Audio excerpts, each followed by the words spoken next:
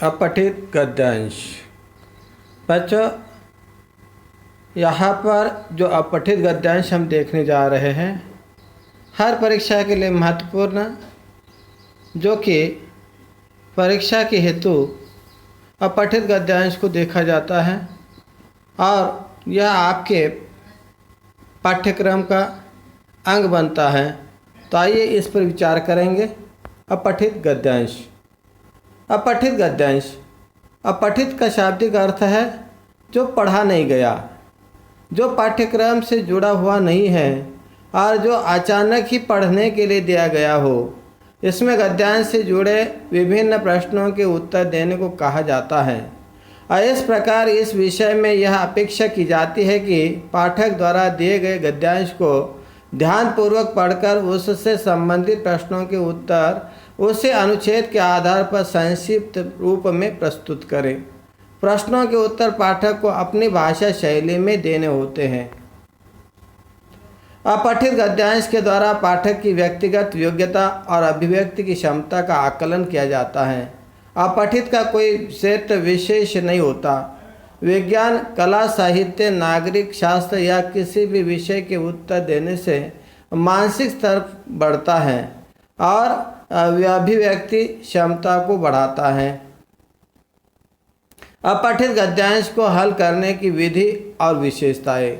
अपठित गद्यांशों की जो विशेषता रही है वह इस प्रकार। ये एक अपठित गद्यांश को बहुत ध्यानपूर्वक मन ही मन में 2 बार पढ़ना चाहिए।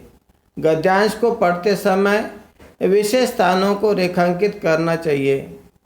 तीसरा, अपठित गद्यांश के प्रश्नों के उत्तर देते समय भाषा सरल, व्यावहारिक और सहज होनी चाहिए। 4, अपठित गद्यांश से संबंधित किसी भी प्रश्न का उत्तर देते समय कम से कम शब्दों में अपने उत्तर को स्पष्ट करना चाहिए। 5, शीर्षक लिखते समय संक्षिप्तता का विशेष ध्यान रखना चाहिए। बच्चों, अब जो है एक अपठित गद्यांश आपके लिए है जो इस प्रकार। अभ्यास आत्मविश्वास बढ़ाने का सर्वोत्तम साधन है। भगवान बुद्धि सभी को देता है, किंतु जो लोग अभ्यास से अपनी बुद्धि बढ़ा देते हैं पर बुद्धिमान और चतुर कहलाते हैं। जो बुद्धि से काम नहीं लेते वे मूर्ख रह जाते हैं। और जिस प्रकार बिखर पड़े लोहे को भी जंग लग जाती है, इस प्रकार जिस अंग से हम काम लेते हैं वह शक्तिपूर्ण बन जाता है और जिससे काम नहीं लेते वह दुर्बल रह जाता है। प्रकृति द्वारा दी गई शक्तियों का सदुपयोग करना ही अभ्यास है। इससे शक्तियों का विकास होता है। बिना अभ्यास के सिद्धि प्राप्त नहीं होती। बिना अभ्यास के प्राप्त सिद्धि स्थिर भी नहीं रह पाती। विद्यार्थी कुछ दिनों के लिए व्याकरण को दोहराना छोड़ दे तो पढ़ा हुआ पाठ भी भूल जाता है। कभी कभी बता रहे तो वह उसे सदा के लिए याद रहेगा। अभ्यास ही नहीं, लगातार अभ्यास करना चाहिए। अभ्यास ही नहीं, लगातार अभ्यास करना चाहिए। केवल शिक्षा में ही नहीं, जीवन के किसी भी क्षेत्र में सफलता प्राप्त करने के लिए अभ्यास करना अत्यंत आवश्यक है। अभ्यास शिकारी में कुशलता आती है एवं कठिनाई सरल हो जाती है। अभ्यास से समय की बचत होती है। अभ्यास से साधक के अनुभव में वृद्धि होती है, कमियां दूर हो जाती है और वह धीरे धीरे पूर्णता की ओर अग्रसर होता जाता है। तो बच्चों, अभी आपने अपठित गद्यांश को देखा। अब इसके आधार पर कुछ प्रश्न आपके लिए है। वह इस प्रकार। ये एक अपठित गद्यांश का उपयुक्त शीर्षक दीजिए। दूसरा, अभ्यास के महत्व पर प्रकाश डालिए। तीसरा, विद्यार्थी के जीवन में अभ्यास का क्या महत्व है। 4, अभ्यास के क्या क्या लाभ होते हैं।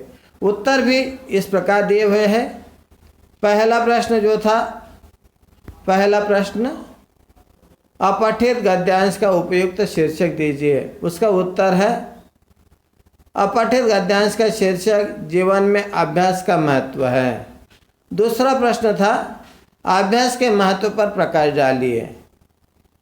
अभ्यास हमारे आत्मविश्वास को बढ़ाने का बहुमूल्य साधन है। अभ्यास के माध्यम से कम बुद्धि वाला व्यक्ति भी बुद्धिमान बन जाता है और बुद्धिमान व्यक्ति विद्वान बन जाता है। प्रकृति द्वारा दी गई शक्तियों का सदुपयोग कर उनका विकास करना ही अभ्यास है। बुद्धि से काम में लेने वाले मूर्ख रह जाते हैं। देखिए तीसरा है विद्यार्थी के जीवन में अभ्यास का महत्व, जो इस प्रकार बताया जाता है। अभ्यास करना विद्यार्थी के लिए अति आवश्यक है। यदि मैं कुछ भी पढ़ता हूँ और उसे लगातार दोहराता हूँ तो फिर बोलेगा नहीं। सतत अभ्यास के बल पर ही कोई विद्यार्थी सफल हो सकता है और परीक्षा में अच्छा परिणाम ला सकता है। प्रश्न 4 हमारा जो था इस प्रकार, अभ्यास से क्या क्या लाभ होते हैं। अभ्यास केवल विद्यार्थी के जीवन में ही नहीं बल्कि जीवन के किसी भी क्षेत्र में सफलता पाने की एकमात्र कुंजी है। अभ्यास के द्वारा ही कार्य में कुशलता लाई जा सकती है। लगातार अभ्यास करने से समय का सही उपयोग हो सकता है और सफलता के मार्ग में आने वाली कठिनाइयों को सरल किया जा सकता है। बच्चों, तो इस प्रकार यहाँ पर आज हमने अपठित गद्यांश को देखा।